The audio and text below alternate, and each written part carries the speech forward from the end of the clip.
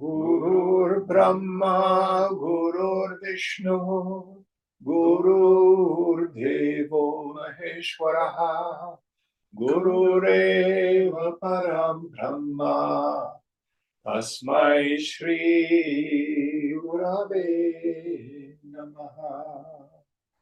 Chinmayam Vyapyat Sarvam Trailokyam Sacharacharam Tatpadam Darshitam Yena Tasmai Shri Gurave Namaha. Tvameva Mata Chapita Tvameva Tvameva Bandhuscha Sakha Tvameva Tvameva Vedyat Ravidvam Tvameva Tvameva Sarvam Mama Deva Deva Tvameva Sarvam Mama Deva Deva. Jai Guru. Om Sahana Bhavatu Sahana Bhunaktu Sahaviryam Karavavai Tejasvinavadhitamastu ma vidvishavahai.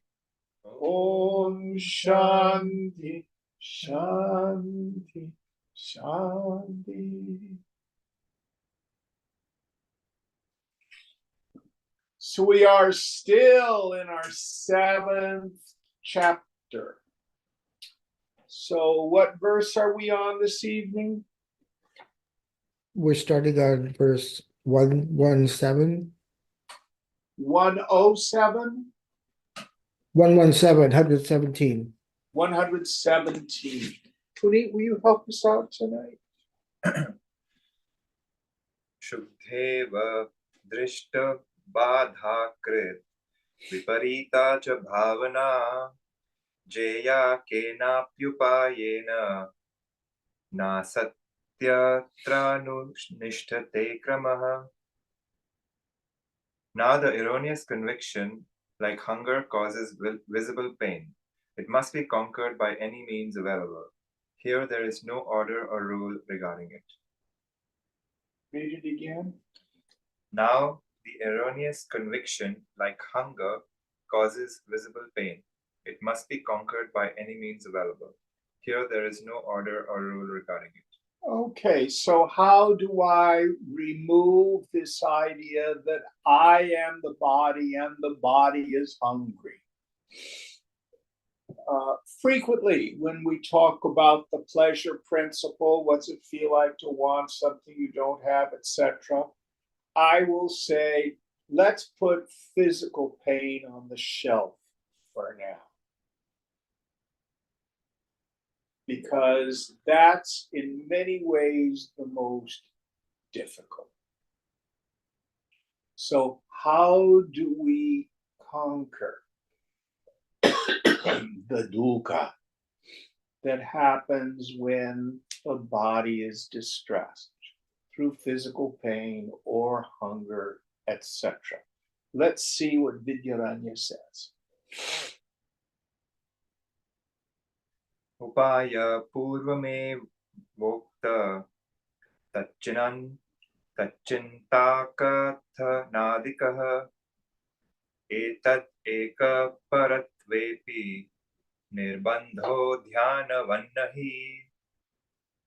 The practice of thinking or talking of Brahman, etc., which helps to remove the erroneous conviction, has already been described. In one-pointed devotion to the non-dual Brahman, there is no fixed rule, as in meditation on a form of God. So here the idea is when we have our mind turned toward the infinite, we actually forget the body. And I'm sure we have worldly examples of that.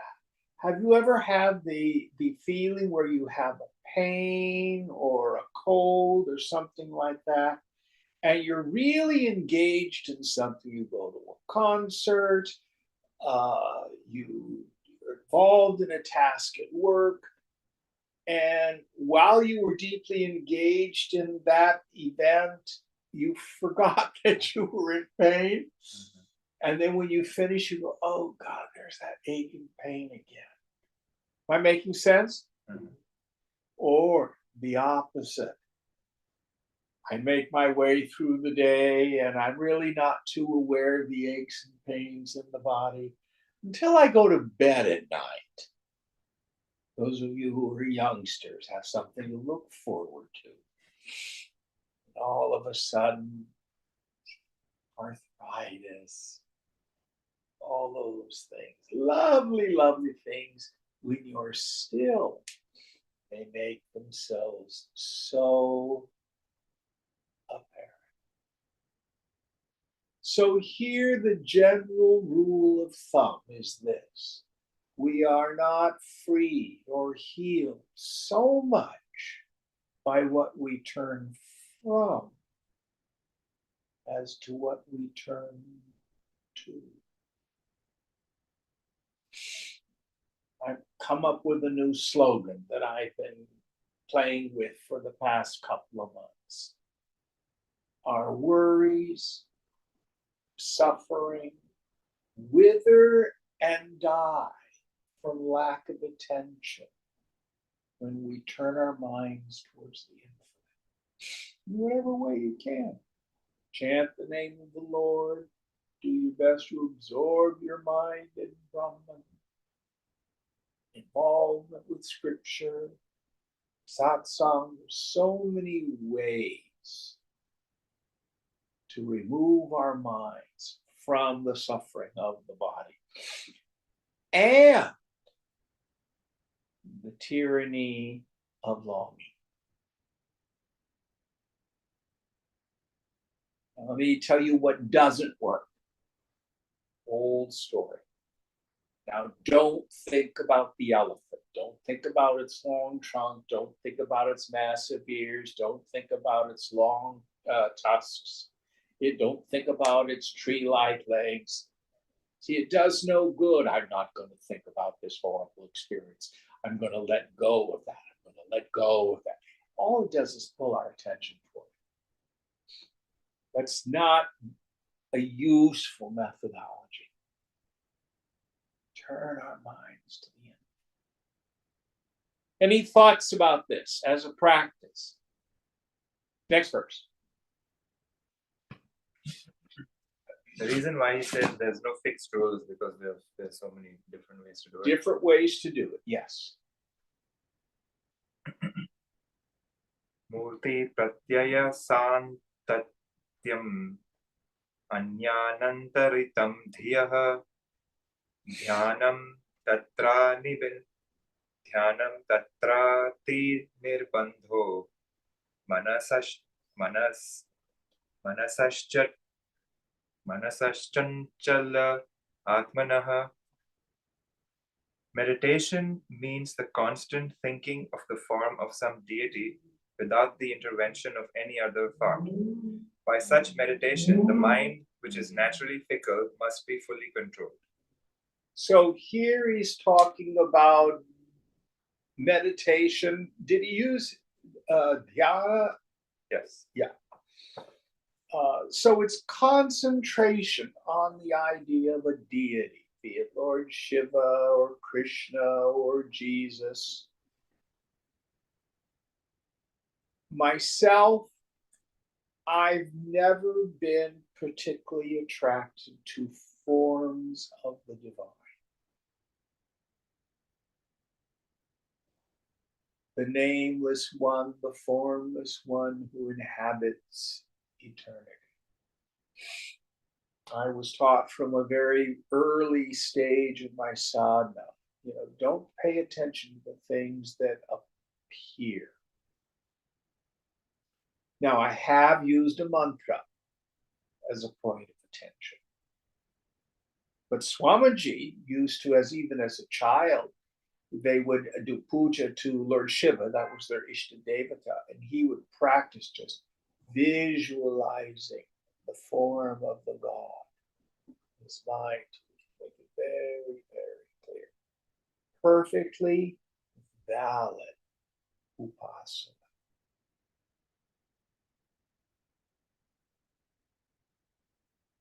Not suitable for everyone. Depends on our temperament. Depends on our temperament. Any thoughts on this? Or it can be something like my breath. And the nice things about your breath is it's always there to your head. So many of the Buddhist traditions will use the breath as a point of attention.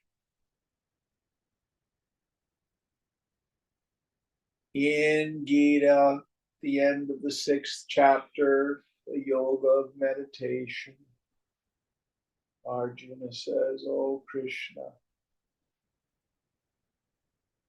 to try to control the mind is like trying to control the wind." And Krishna says, true, can be done with practice. There's no shortcut. Abhyasa vairagya cha, as Patanjali says. Abhyasa, practice, and renunciation. Those are our 2 biggest tools. Next verse.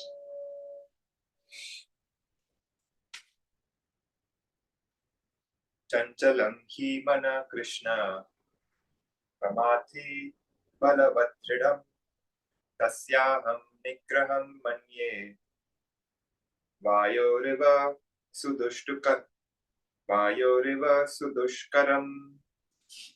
In the Gita, Arjuna says, "O Krishna, the mind is fickle, impetuous, uncurbable, and strongly attached. I will consider it as difficult to control as the wind." Yes, so here he's quoting Gita as I did. So he did it more accurately. Next verse.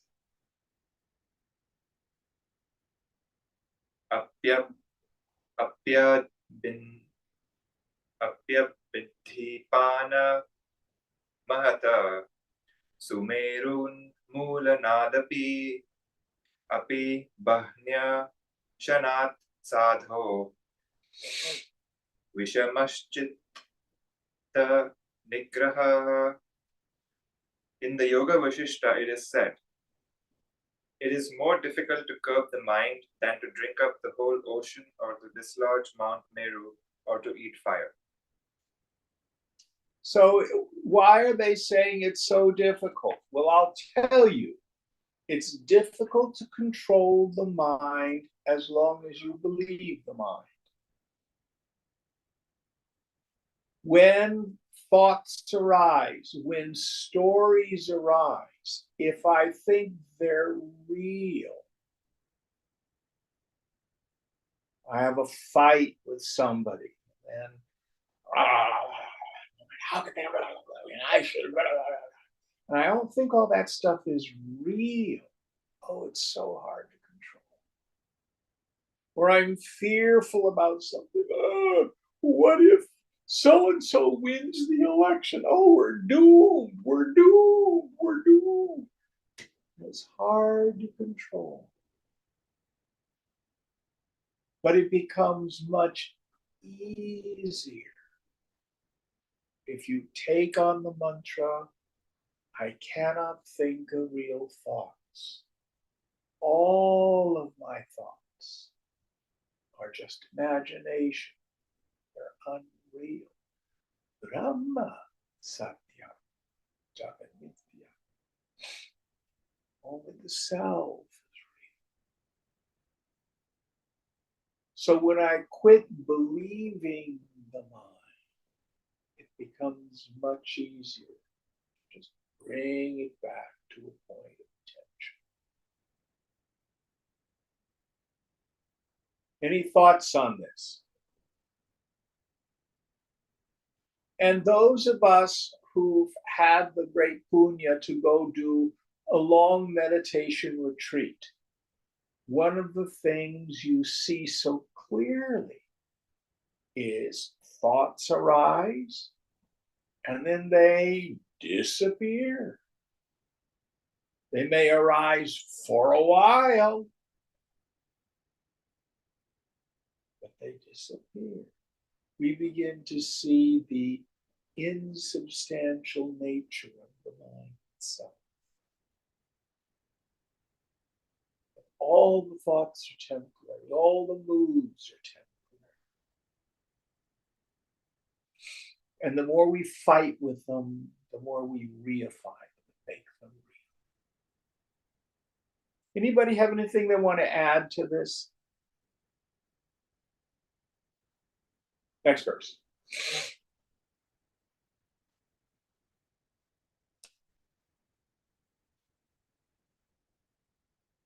Kathanadau na nirbandha shrinkha shrinkalabadha devhatvat kitvantan kitvannantehi hasadhyai vinodo natyavadhyayah. The mind cannot be chained like the body, so practice hearing about Brahman. The mind is entertained by many religious stories and other accounts as by a dramatic performance. So again, this idea we are not healed by what we turn from, but by what we turn to. Entertain the mind. Give it something that is auspicious to think about. Spiritual stories, various scriptures, movies about the Gita. It was Nilang, wasn't it, who was watching Ramana Maharshi videos? Yes. Yes. Didn't that just tune you up? Yes. Yeah. I just watch him and off I go. So anything, and again, don't worry too much about the work. Now, a desire has to pass. Sometimes they're too powerful and we have to fulfill them. But if you just wait and entertain the mind with thoughts of the Lord, it will wither and die from lack of attention. That's the principle here. Next one.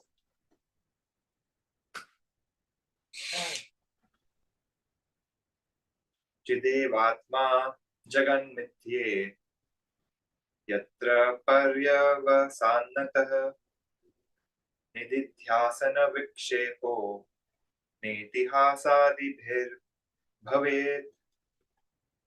The purpose of such accounts is to realize that the nature of the self is pure consciousness and that the universe is illusory.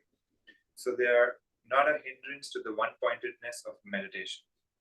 Yes. So here he says what is most important. You don't have to escape from the world. You don't have to high beam eyeballs and try to stop your mind. See the world as illusory. See your mind as illusory. And it quits being problematic. Watch the mind states just pass in front of you. No concern for it, no involvement.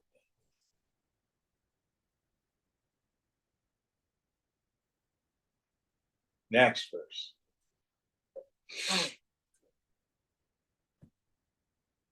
कृषिवाणी जसे वादौ काव्यतर्कादिकेषु च विक्षिप्यते प्रविद्याधि तैस्तत्त्वस्मृत्य सम्भवात्. But when one is engaged in agriculture, commerce, service of others, study of unspiritual literature, dialectics, and other branches of learning, there is no dwelling of the mind on the real entity. Yes. So, Swamiji used to say, we are not created equal, even though the Americans say that we are. Some people are smarter than others. Some people are born with more privilege than others. Some of us are healthier than others. Some of us are more beautiful than others. But there's one thing in which everyone is equal. All of us get 24 hours in a day. Nobody is privileged and gets 25. No poor soul is cheated and only gets 23. We all get 24 hours in a day. So, choose. How are you going to spend your time?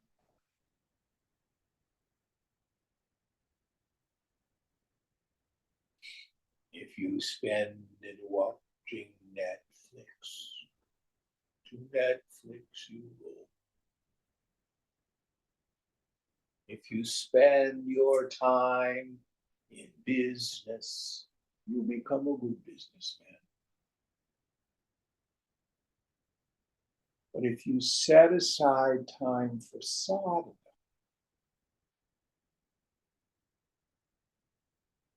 then the mind continues to turn toward. Many people who've been married or in a relationship for many, many years, especially if both partners are very busy, find that their communication, their quality time together starts to lack. So I know many couples who have things like date night. They set aside time to spend with one another, quality time. Do you sound to that? Not anymore, but we used to. Yeah. How about you and Gretchen? We do. Especially if you're very busy and engaged in the world. So what Vidyaranya is saying here is have a hot date with the Lord. Set aside time.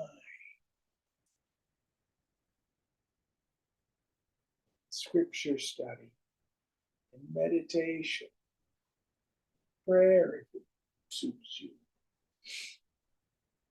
service to the Guru, service to the tradition. And going back to chapters 3, 4, and 5 of Gita, if your karma is such that you're deeply engaged in the world, then act according to your prarabdha, your karma, in the yajna spirit. Give it all to God. Renouncing your attachment to the fruits. It's all God. renouncing the sense of agency. Guna and karma is doing the doing. And that way, even though you're engaged in the world, you can still keep your mind tuned to the infinite.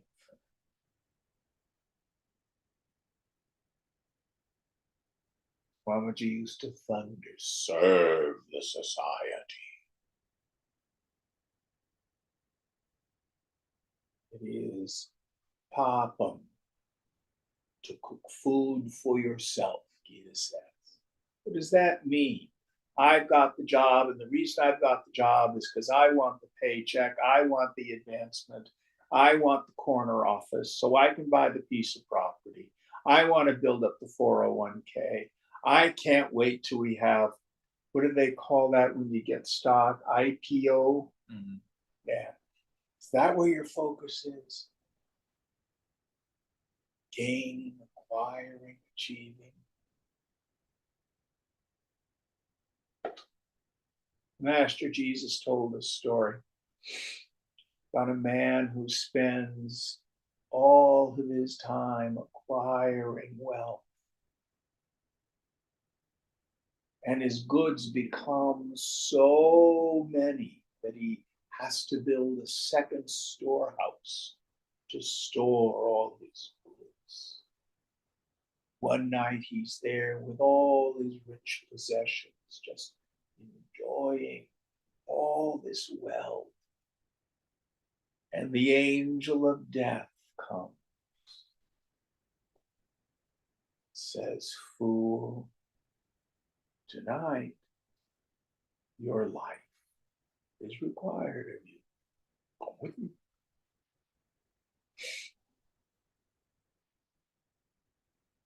Can't take a U-Haul to the graveyard.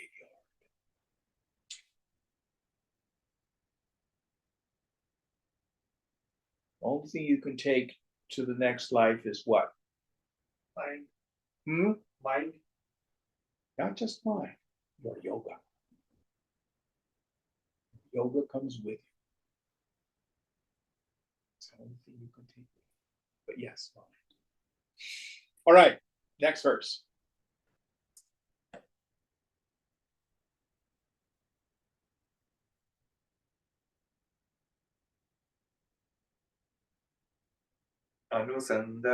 अनुसन्धतैवात्र भोजनादौ प्रवर्तितुं शक्यतेऽन्यत् विक्षेपाभावादुषु पुनस्मृतेः.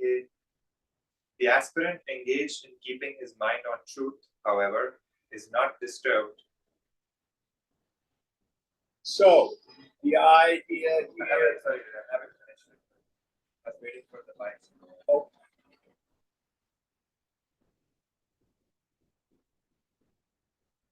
The aspirant engaged in keeping his mind on truth, however, is not disturbed by taking food and so forth, as there is not much disturbance in continuing the meditation.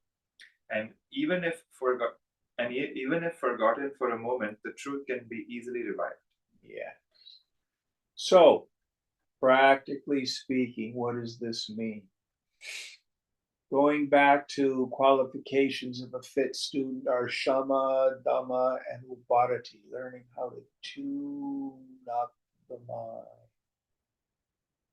Being in meditation, not just in our meditation seat, but having the mind deeply introverted while you function in the world. And I've told this story many times. I just love it. So my dear friend Vilasini, when she was a youngster, like 20, was Swamiji's secretary and personal assistant. She traveled all around the world. The mind was deeply immersed in meditation. And they were driving someplace, and there was a couple, a family, and the husband was driving. Swamiji was shotgun in the passenger seat in the front. Vilasini was in the back, and the wife was next to her. And the wife is going, how did you get in all this? Engaging velocity, and Swamiji turns around and says, will you shut up? Can't you see she's in meditation?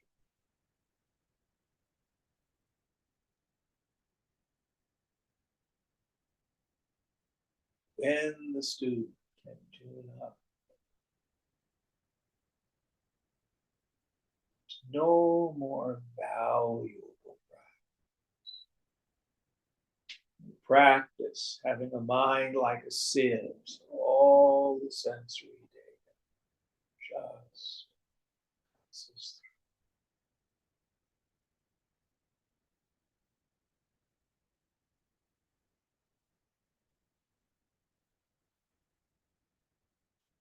Even when you're eating, you're doing dishes.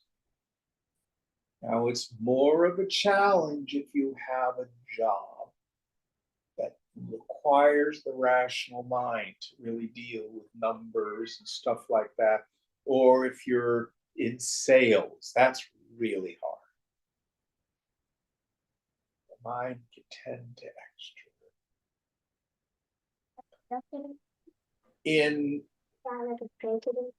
is someone asking a question online? Hello? Whatever. So sometimes, for example, in Zen monasteries, the novice monks whose minds are not centered, deeply introverted yet, they'll be put in the gift shop or handling guests and things like that. Senior monks whose minds are very quiet, they'll be doing things like raking in the garden or in the kitchen, just chopping vegetables. Some simple tasks that facilitates them keeping their minds very still.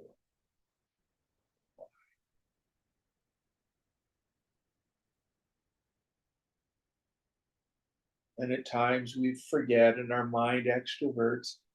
And remember, bring it back.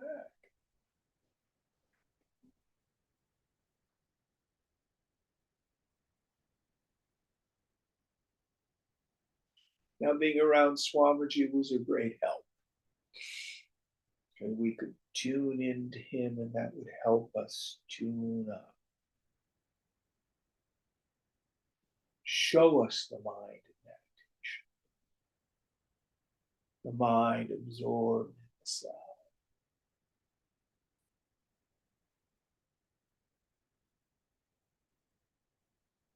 Next verse.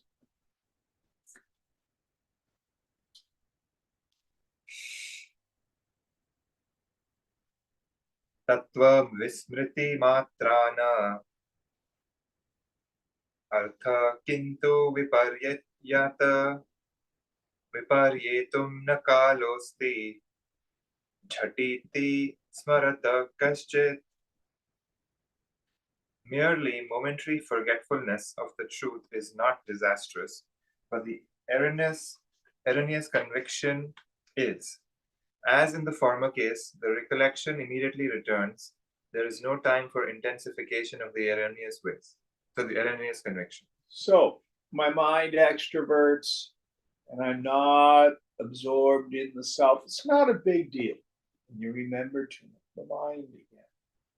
What's problematic is when I have the erroneous conviction. I am a person. I'm my body. And that world out there is joy giving and misery producing. And that stuff is real. That's problematic. You can even be tuned up and a trigger happens. You watch it. Oh, look at the mind, shake, rattling, and rolling. And you just watch it. You just watch it. You do not lose the knowledge of yourself as the witness.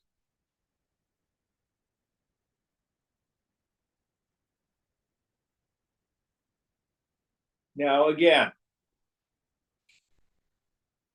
why is it difficult for me to renounce, to let go when something problematic arises? Here is the secret. We get identified on the pleasure side. Sargadatta Maharaj says worldly pleasure and worldly suffering are the same thing. It's like the heads and tails of a coin. If you superimpose pleasure in a person, place, thing, or situation, I promise you, you will suffer. Why? Because it's temporary, it's transient, and your mind is temporary and transient. So where we get attached and identified is on the positive side of the teeter-totter. Oh, Jim, you're so wonderful. Oh, you've been so good. Oh, you did such a good job. You're so smart. Oh, you noticed. You know, ooh, you're sexy. Ooh, yeah. And we drink that like wine. Approval, attention, praise, success. That thickens.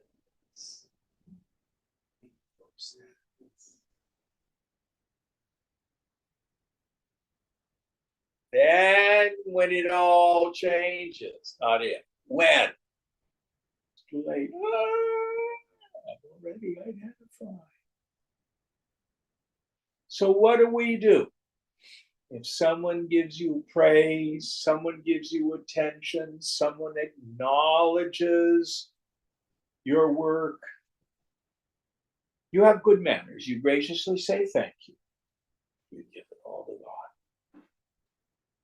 Never let it land.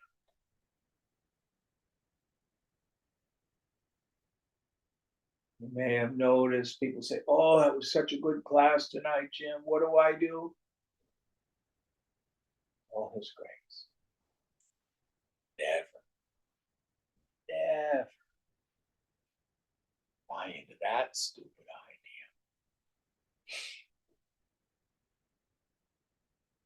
Does this make sense? Yes, no? Mhm. Yes. Yeah. And it's hard because the mind loves to revel in worldly pleasure. Next one.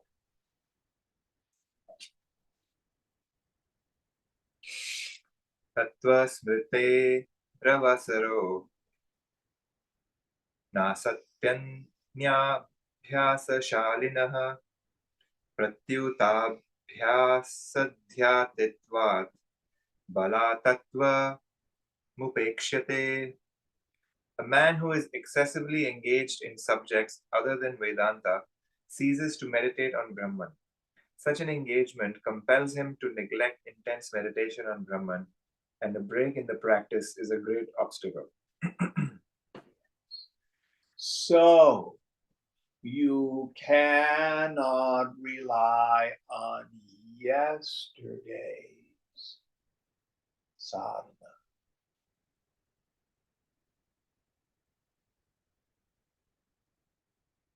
Only today.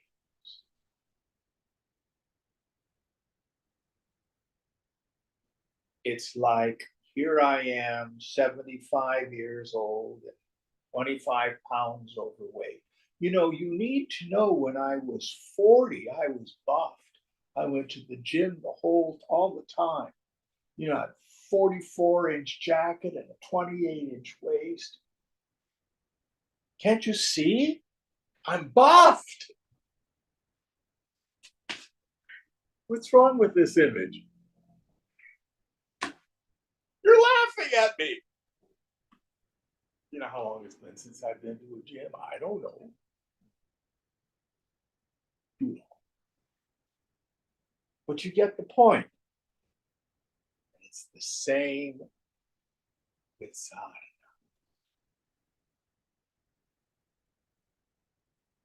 Sadhana is done in the now. What am I going to do today to deepen my experience of the infinite, to purify my equipment, to drown the mind in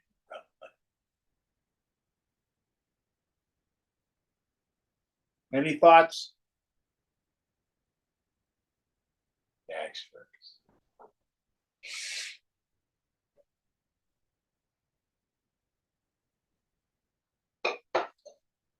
So the fact that we say that yoga goes with you when you die, and then the break in the practice is an obstacle, isn't that a bit contradictory? No, because of what happens at the time of death. There is no more continued activity per se that is karma producing. You go into another loka and things kind of work themselves out a bit. Everything's all gathered up. Then you're impelled by your desires into another incarnation. Gita is very clear about it. You know, Arjuna says, what if you don't get realized in this lifetime? Is it all for naught? Do I have to come back as a lizard and start over? He says, no. My devotee is never destroyed. If you do sadhana in this lifetime and you don't realize, you will be born again into a family with spiritual sanskaras, united with your yoga and all people. But in this world, if we make unintelligent choices, then you have the phenomenon of what we call a fallen yogi. Oh yeah, when I was in my 20s, I used to do a lot of sadhana. Now, oh no, I have the burden of a mortgage, 3 kids in college, parents that I got to take care of. And then I'm hating my business partner. But I used to be a yogi. Is that making sense? Mm-hmm. So I guess you're producing more vasanas in some way, which will cause obstacles. But if our goal in this life is moksha, if that's what you want, everyone wants it, then think about the 24 hours ahead of the moment. How are you going to use that time?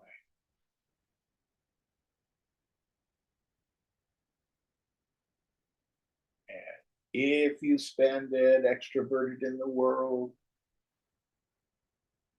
yourself out. The world is there for you. Or you can spend it doing sadhana.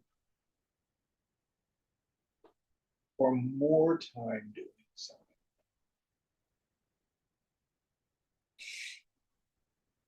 Does that make it a little clearer? Mm-hmm. All right, very good question. Next verse.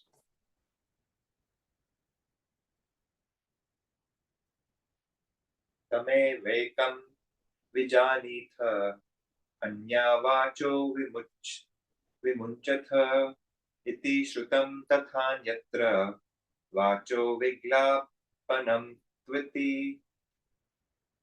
The Shruti says, know that one alone and give up all vain talk. And again, arguments and talks only fatigue the faculty of speech. So now he's subtilizing this point. It's very interesting in our modern day where we have social media. You can have cocktail party Vedanta and social media spirituality. There's this term that the Tibetan monk Chogyam Trungpa Rinpoche coined, which I love, spiritual materialism. When what you've read, what you know, the Mahatmas you've been to see, becomes another possession of ego. How can you tell if that's where you're at?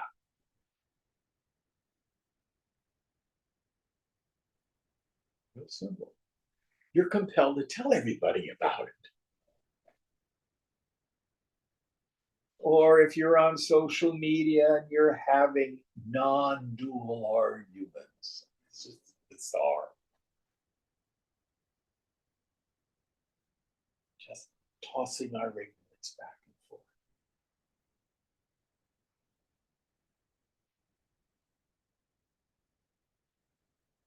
So a yogi cultivates mauna. Mauna means silence. But it comes from the same root as muni, which means wise person.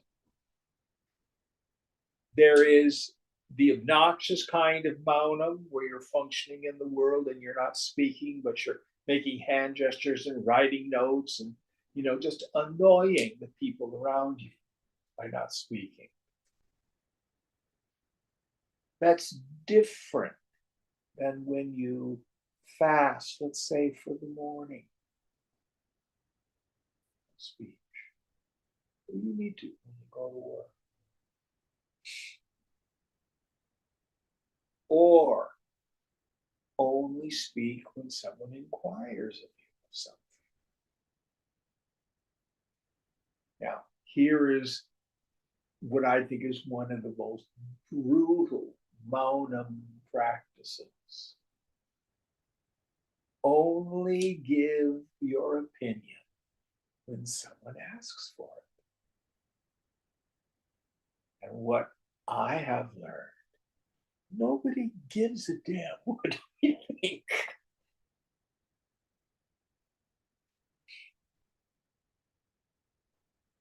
But cultivating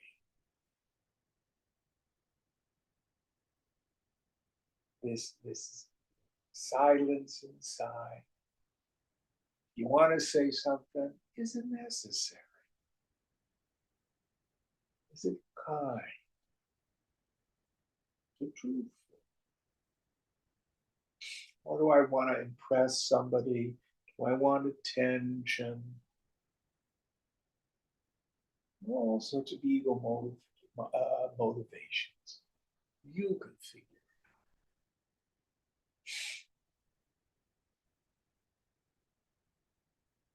out. Any thoughts on this?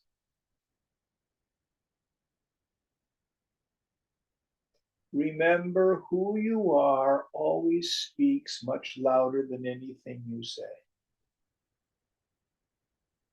It's of little value to start preaching Vedanta to your friends or family, and then you behave in a reactive way.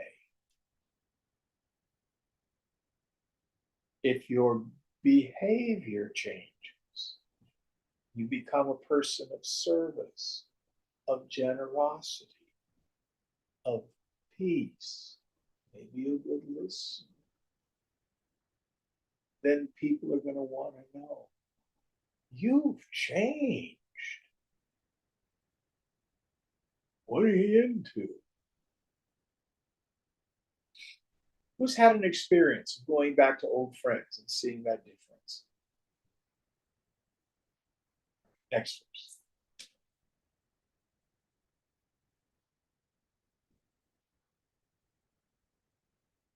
आहारादि त्यजन्नैव जीवेच्छास्त्रानन्तरं त्यजन् किं न जीवसि येनैवं करोष्यत्र दुराग्रहम्.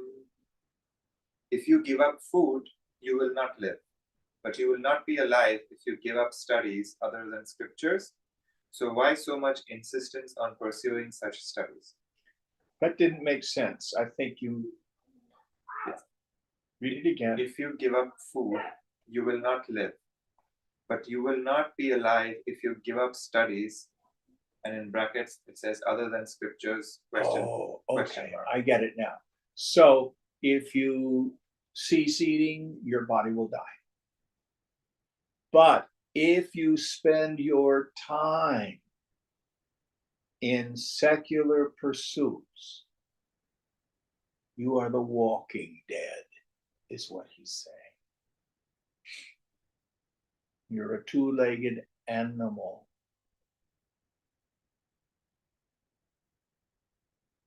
If you want to be fully human, strive hard for liberation. That's the point. All right, next one. जनकादे कथं राज्यम् इति चेदृढबोधतः तथा तवापि चेतर्क पठ यद्वा कृषिं कुरु. Doubt. How then the ancient knowers like Janaka administered kingdoms? Reply. They were able because of their conviction about the truth. If you have that, then by all means engage yourself in logic or agriculture or do whatever you like. Yes. So there's a difference between the sadak, the seeker, the mumukshu, the one who's striving hard for liberation, and the siddha, the accomplished one. King Janaka, if you remember the story, he goes out in the garden and celestial damsels reveal the truth to him. He does his self-inquiry, goes into samadhi, comes out and says, oh, why should I bother to do anything? And then he says, why should I not do things? It's all Brahman. So Swamiji, unlike his guru would only work with 1, 2, or 3 students, wouldn't come below Rishikesh, spent most of his time in solitude wandering in the Himalayas. Swamiji, his prarabdha was to be a Jagat Guru. For 40 years, flying all around the world, working 7 days a week, only slept 4 hours a night, wrote 40 books, started all sorts of hospitals and schools and microeconomies. Work, work, work, work. But while all this activity was going on, if you were with him, shunyata, completely empty.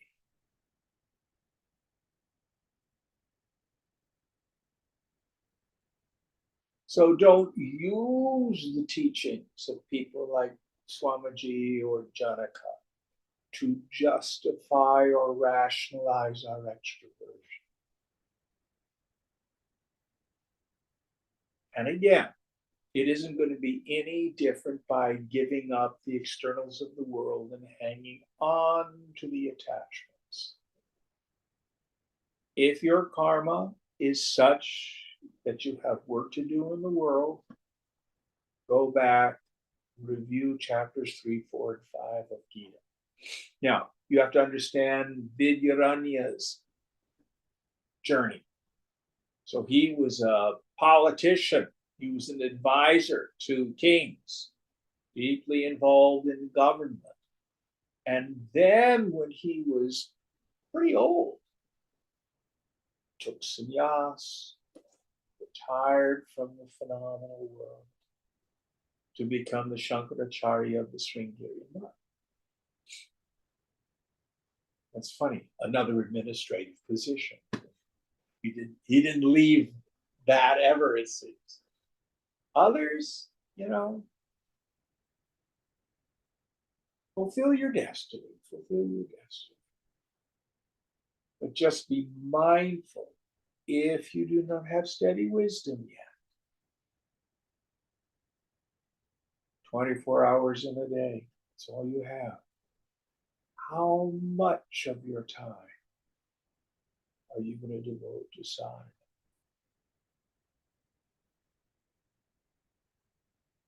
Can you keep the Lord ever in your sight? In the Christian tradition, there's a tiny little book written by a fellow named Brother Lawrence called The Practice of the Presence. And his whole practice was, whatever he was doing, what would this be like if the Master was next to me? Jesus were right there next to me. What would it be like if Lord Krishna were right there? Or Swamiji were right there? All right, next verse. Mityatvat vasanad dadhye prarabdha kshaya kankshaya akla shantya pravartante swaswa karmanusarataha. Once he is convinced of the unreality of the world, a knower with mind undisturbed allows his fructifying karma to wear out and engages himself in worldly affairs accordingly. Yes. So, prarabdha karma. So we have three kinds of karma: sanchita, agami, and prarabdha. Sanchita karma, the karmas of the past which have yet to fructify.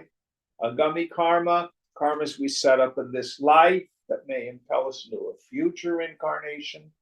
Both of those are roasted in the fires of knowledge. It isn't going to be any better by a different life, a different wife, a different house, a different louse. This is it. So proud of the karma of this body in this life. Put the android on automatic pilot. Let it fulfill its function in the world.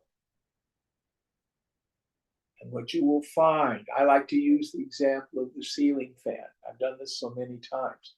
Right now, there's electricity turning. That's ego-prompted activity. If you flip the switch and turn the fan off, for a while, it looks like there's still juice running the fan. But then what happens? In time, slower, slower, and slower. As the fructifying karma, the prarabdha karma, just wears out. And when all the prarabdha karma is gone,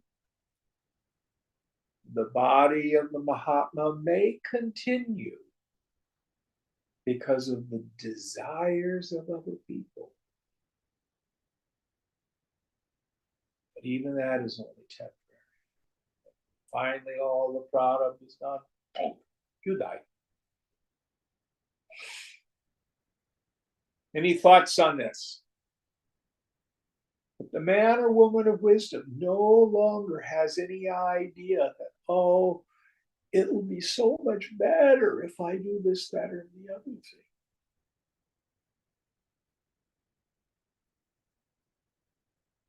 Largely impelled in the world by the desires of other people.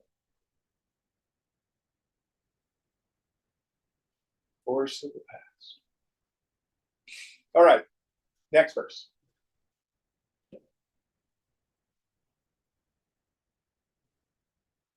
Ati prasanguma shakyah swakarma vashavartinam astu va potra shakyeta karma va riyutam vada. Do not fear irregularity when the wise engage themselves in actions according to their karma. Even if it happens, let it be. Who can prevent the karma? So here, if you look at the behavior of a Mahatma, you may not approve.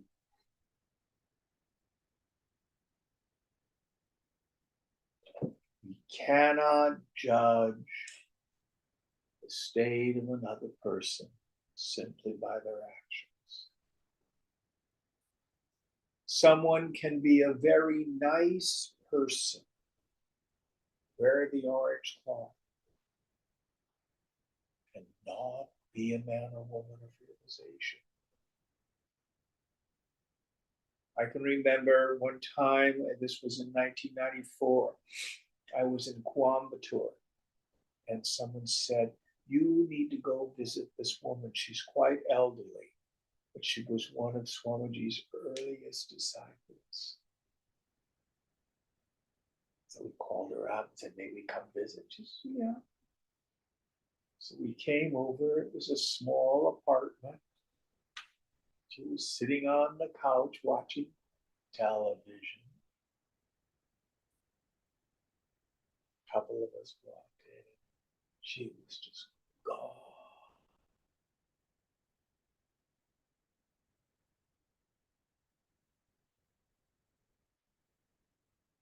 Very clearly. Deep realization. Just an Amma hanging out in the heart. Was not a prarabdha to be a swamini or a teacher or anything.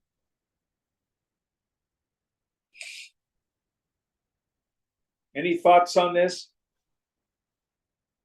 Next verse. Does it justify bad behavior though, in terms of things that are not socially? There are Mahatmas who do bad behavior. And what I tell students is run the other way. Notice I never said they're not men or women of realization. Do you see the subtlety in that? So they could still be harmful for a student. Pardon me? They could still be harmful for a student. And these things are karmic. Students may end up with that person anyway. Who's to say? Karma, prarabdha. But what you will find is usually even someone who may start teaching a little bit too early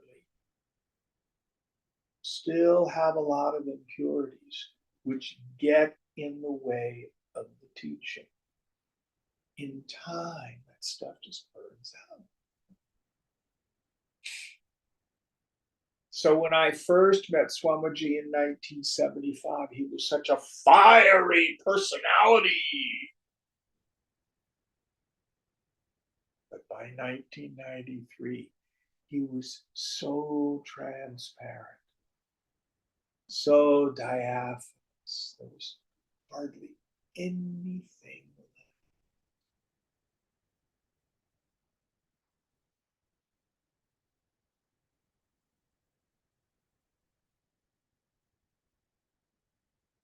Is that useful?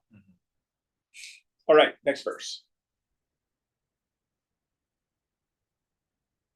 Yani no jnani naschatra same prarabdha karmani na klesho jnani no dhairyan mudha klishyatya dhairyatah. In the experience of their fructifying karma, the enlightened and the unenlightened alike have no choice. But the knower is patient and undisturbed, whereas an ignorant man is impatient and suffers pain and grief. Yes. So, the same activities may be being done by two people. one a jnani, the other a person in ignorance. The externals may have no difference at all. But inside, the man or woman of wisdom is untouched by any.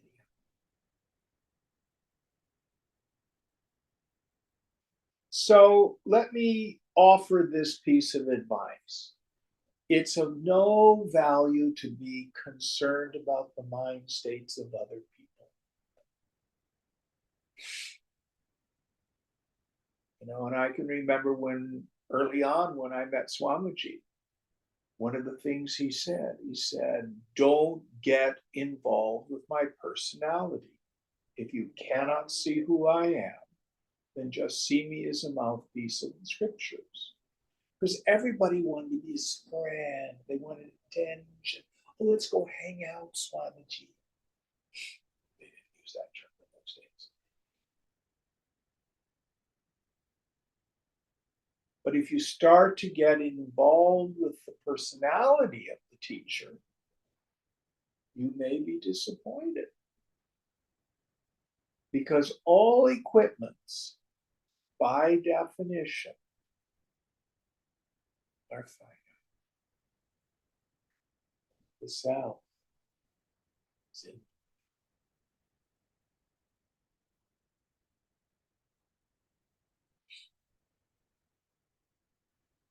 All right, one more and then we'll quit.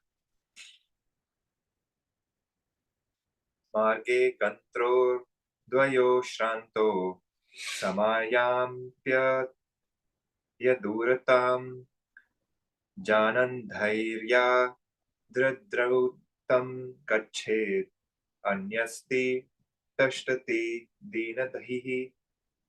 Two travelers on a journey may be equally fatigued, but the one who knows that his destination is not far off goes on quicker with patience, whereas the ignorant one feels discouraged and stays on longer on the way. Yes. So the person who patiently lives through the product of this life, simply standing back and watching the allotment of joys and sorrows, pains and pleasures, successes and failures, honor and dishonor, knowing it's just product, is never disturbed. Whereas the ordinary person, it's all identified and attached in the same situations. All right, we'll quit here. What's our verse for next week? 135. 135. Om Purnamada Purnamidam Purnat Purnamudachyate Purnasya Purnamadaya Purnameva Shishyate. Om Shanti Shanti Shanti. Hari Om Sri Guru Bhyo Namaha. Hari Om.